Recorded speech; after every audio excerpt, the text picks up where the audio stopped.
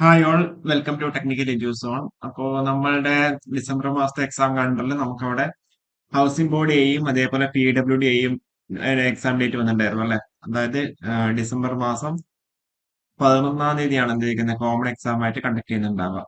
അപ്പൊ അതിന് number of applicants before confirmation 15,162 പേരാണ് ഹൗസിംഗ് ബോർഡിലേക്ക് അപ്ലൈ ചെയ്തേക്കുന്നത്.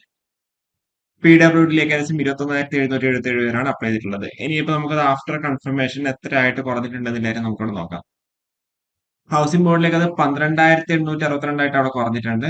നേരെ മറിച്ച് അവിടെ PWDയിലേക്കോ 18,000 ആയിട്ട് അവിടെ കുറഞ്ഞിട്ടുണ്ട്. ഓക്കെ, അപ്പൊ ഈ ഒരു രീതിയിലാണ് അവിടെ കണക്ക് വന്നിട്ടുള്ളത്. അപ്പോൾ നിങ്ങൾക്ക് അറിയുന്നുണ്ടാവും, നമ്മൾ ആക്റ്റീവായിട്ട് സീരിയസ് ആയിട്ട് പ്രിപ്പയർ ചെയ്യുന്നവർ എന്തായാലും കൺഫർമേഷൻ കൊടുത്തിട്ടുണ്ടാവും അല്ലെ.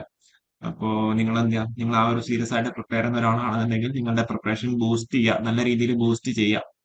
ഇനിയുള്ള ദിവസങ്ങൾ, അതായത് വിരലിലെണ്ണാവുന്ന ദിവസങ്ങൾ മാത്രമേ ഉള്ളൂ അല്ലെങ്കിൽ ഓക്കെ. അപ്പോ നിങ്ങളെ സൈഡിൽ നിന്ന് അവിടെ മാക്സിമം എഫേർട്ടും കാര്യങ്ങളൊക്കെ എടുക്കുക. ഒരു 50 ദിവസത്തിന്റെ അടുത്ത് അല്ല, 50 ദിവസത്തിന് മേലെയാണ് ഉള്ളത്. അപ്പോൾ നിങ്ങളെ സൈഡിൽ നിന്ന് അവിടെ മാക്സിമം എഫേർട്ട് എടുക്കുക. ഇനിയുള്ള ദിവസങ്ങളിൽ നിങ്ങൾ എത്രത്തോളം എഫേർട്ട് എടുക്കുന്നു അതിനെ ബേസ് ചെയ്തിട്ടായിരിക്കും നിങ്ങളുടെ റിസൾട്ടും കാര്യങ്ങളെല്ലാം ഉണ്ടാവുക. എനിവേ കൂടുതൽ അപ്ഡേറ്റ്സ് ആയിട്ട് വീണ്ടും വരാം. Okay, thank you.